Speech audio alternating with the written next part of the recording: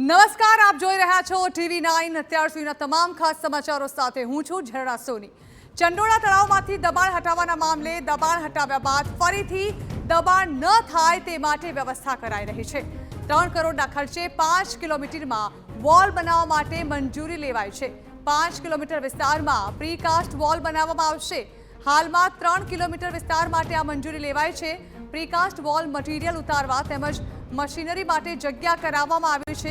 Precast boundary બનાવવા માટે જગ્યા ખાલી કરાવવાની શરૂઆત કરાઈ છે, તો તમામ કાટમાળ ખસેડી પ્રીકાસ્ટ વોલ ઊભી કરવા માટેની વ્યવસ્થા શરૂ કરવામાં આવી છે।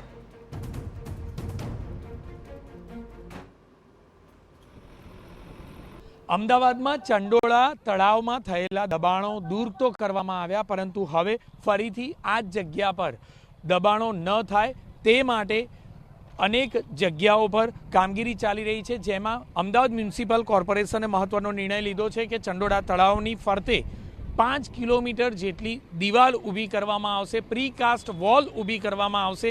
આ પ્રીકાસ્ટ વોલ ઊભી કરવા માટે કામગીરી કરવામાં આવી રહી છે। હાલમાં પ્રીકાસ્ટ વોલનું મટીરિયલ ઉતારવા માટેની આ જગ્યા તૈયાર કરવામાં આવી છે અને જે મશીનરી છે, ક્રેન સહિતની તમામ મશીનરી આ જગ્યા પર રાખવામાં આવે તે રીતે જે સમગ્ર કાટમાળ હતો તે કાટમાળ દૂર કરવામાં આવી રહ્યો છે।